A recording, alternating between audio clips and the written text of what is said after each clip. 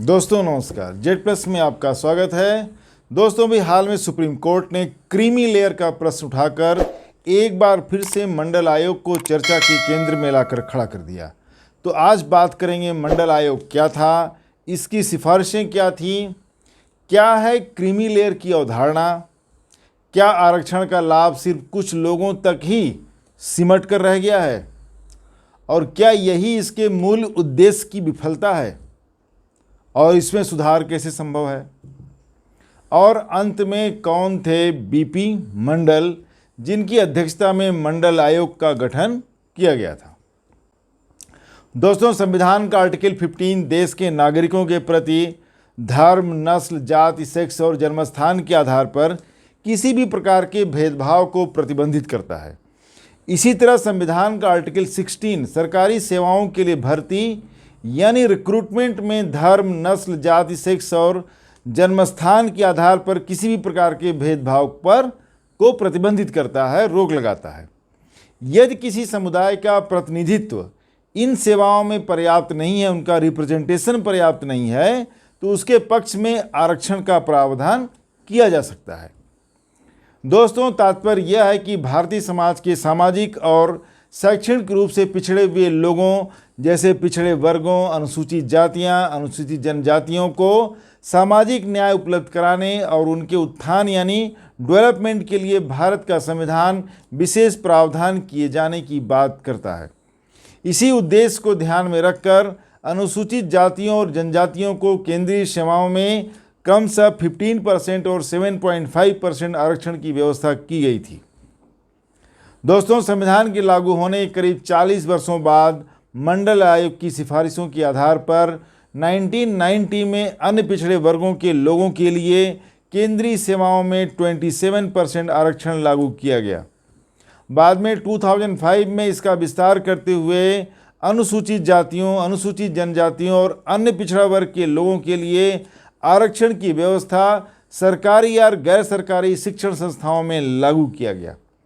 भारतीय समाज के आर्थिक रूप से कमज़ोर तबके के लिए भी सरकारी सेवाओं में आरक्षण की मांग लंबे समय से होती आई है। 2019 में आर्थिक रूप से पिछड़े हुए लोगों के लिए 10% आरक्षण का प्रावधान किया गया। यह 10% की व्यवस्था अनारक्षित समूह से आने वाले लोगों के लिए है। दोस्तों, 1990 में मंडल आयोग की सिफारिशों के आधार पर केंद्रीय सेवाओं में 27% आरक्षण लागू किए जाने के बाद सरकार की इस फैसले को सुप्रीम कोर्ट में चुनौती दी गई। 1992 में अपने एक महत्वपूर्ण फैसले में माननीय सुप्रीम कोर्ट ने इंदिरा साहनी वर्सेस भारत सरकार के मामले पर सरकारी सेवाओं में अन्य पिछड़े वर्गों के लिए किए गए 27% आरक्षण के प्रावधान को सही ठहराते हुए इसे संविधान सम्मत करार दिया, कॉन्स्टिट्यूशनल बताया और स्पष्ट किया कि भारतीय समाज में जाति वर्ग विशेष यानी क्लास का निर्धारण करती है। माननीय सुप्रीम कोर्ट ने सामाजिक न्याय के उच्च मानदंडों और प्रशासनिक दक्षता को ध्यान में रखते हुए आरक्षण की अधिकतम सीमा को 50% पर निर्धारित कर दिया यानी कैपिंग कर दी। हाँ, विशेष परिस्थितियों में आरक्षण को 50% की सीमा से अधिक किया जा सकता है।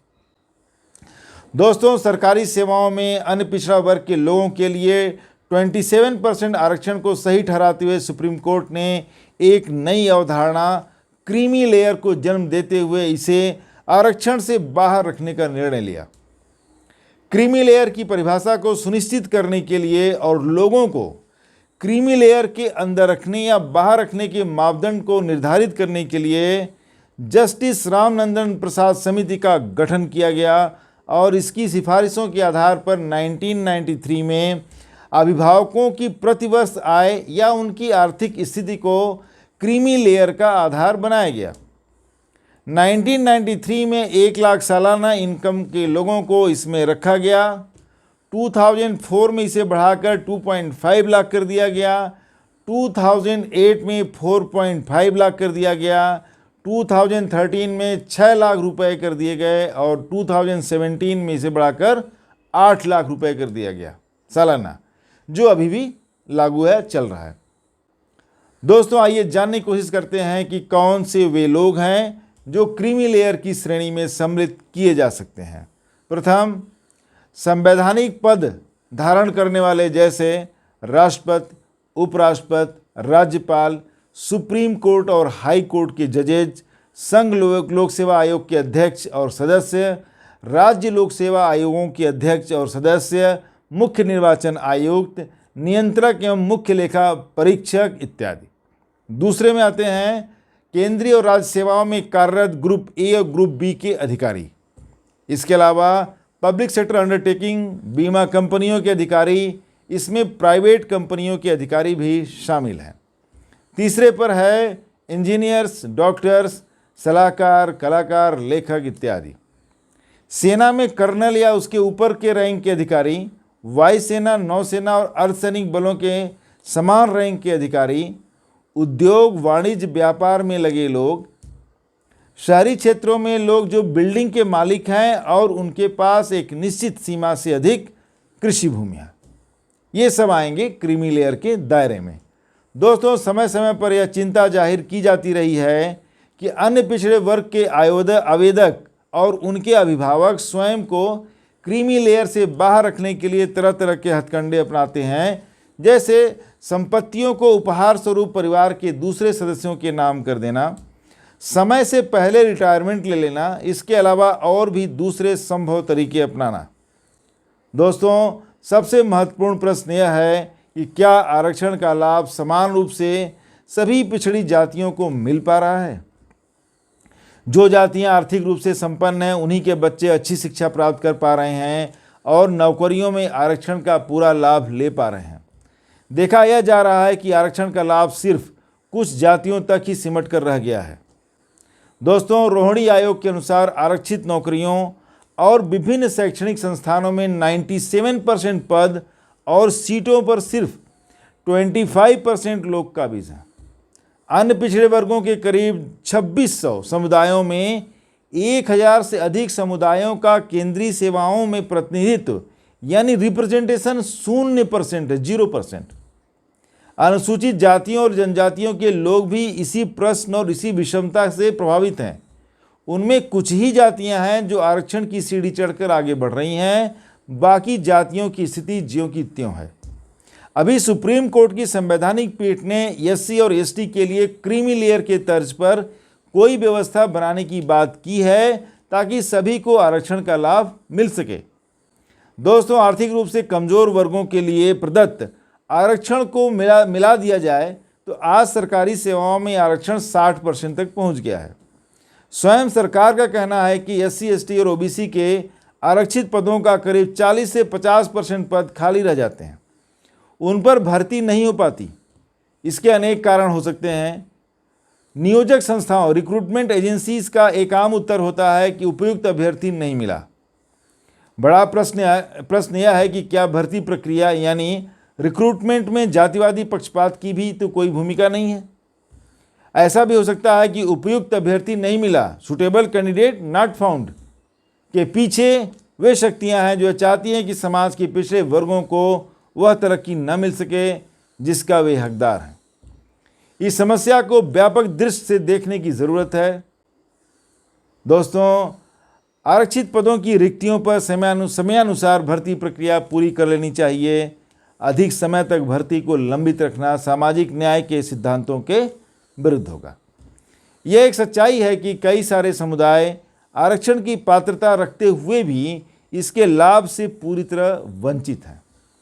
न तो शैक्षणिक स्तर पर न ही नियोजन यानी रिक्रूटमेंट के स्तर पर उन्हें उचित प्रतिनिधित्व प्राप्त है। इस समस्या से मुक्ति पाने के लिए और सामाजिक न्याय को सभी तक पहुंचाने के लिए यह अति आवश्यक है कि ओबीसी के साथ साथ एससी एसटी का एक उपवर्गीकरण यानी सब कैटेगराइजेशन किया जाए। सुप्रीम कोर्ट ने इस पर अपनी राय स्पष्ट करते हुए कहा है कि ये करना बेहद जरूरी है। दोस्तों, वस्तुस्थिति यह है कि ओबीसी के साथ साथ एससी और एसटी का एक बड़ा तबका आरक्षण के लाभ से पूरी तरह वंचित है। शिक्षा के स्तर पर उनकी स्थितियां और भी दयनीय हैं। वे मजदूरी के पेशे से बाहर आने में कदापि सक्षम नहीं हैं। आरक्षण की व्यवस्था ने ओबीसी और अनुसूचित समाज के अंदर ही उच्च जाति और निम्न जाति की दीवार खड़ी कर दी है। उनके अंदर भी उसी भेदभाव को जन्म दे दिया है जिसको समाप्त करने के लिए आरक्षण की व्यवस्था की परिकल्पना की गई थी। दोस्तों, अंत में अब बीपी मंडल कौन थे जिनकी अध्यक्षता में मंडल आयोग गठित हुआ, वास्तव में वो कौन थे, उनके बारे में जानने की कोशिश करते हैं। बीपी मंडल बिहार के मधेपुरा से आने वाले एक राजनीतिज्ञ एवं समाज सुधारक थे। 1968 से लेकर के 1969 तक वो बिहार के मुख्यमंत्री रहे और समाज के वंचितों के कल्याण के लिए अनेक योजनाएं चलाईं। 1978 में जब मंडल आयोग बना तब उन्हें सामाजिक और शैक्षणिक रूप से पिछड़े हुए वर्गों की पहचान करने और उनके उत्थान के लिए उपयुक्त सुझाव देने की जिम्मेदारी दी गई और पिछड़ा वर्ग आयोग का अध्यक्ष बनाया गया। 1980 में मंडल आयोग ने अपनी सिफारिशें एक रिपोर्ट के रूप में भारत के राष्ट्रपति को प्रस्तुत किया, जिसमें सामाजिक और शैक्षणिक रूप से पिछड़े हुए वर्गों को सरकारी नौकरियों और शैक्षणिक संस्थानों में 27% आरक्षण लागू करने की सिफारिश की गई। आयोग के अनुसार अन्य पिछड़ा वर्गों की संख्या पूरे देश की आबादी का 52% है। मंडल आयोग की सिफारिशों के पक्ष और विपक्ष में देश में विवाद खड़ा हो गया। 1990 में मंडल आयोग की सिफारिशों को लागू करने की घोषणा की गई। यही आरक्षण नीति आज भी जारी है। 1992 में अपने एक महत्वपूर्ण फैसले में माननीय सुप्रीम कोर्ट ने जाति आधारित आरक्षण को सही ठहराया, परंतु सामाजिक न्याय के साथ साथ प्रशासनिक दक्षता को बनाए रखने के उद्देश्य से पूरे आरक्षण की सीमा को 50% निर्धारित कर दिया। दोस्तों, अपनी सिफारिशों को लागू होते देखने से वर्षों पहले ही 13 अप्रैल 1982 को श्री बीपी मंडल का देहावसान हो गया। उनके सुधारवादी सामाजिक विचारधारा ने भारतीय समाज के एक बड़े तबके की जिंदगी में नई रोशनी पैदा की, लोगों को सामाजिक उत्थान की एक नई राह दिखाई, जिसके लिए वे हमेशा याद किए जाएंगे। दोस्तों, मिलते हैं नेक्स्ट वीडियो में किसी और टॉपिक पर। मेरे चैनल को सब्सक्राइब करेंगे तो मुझे आपका सपोर्ट मिलेगा। नमस्कार, धन्यवाद।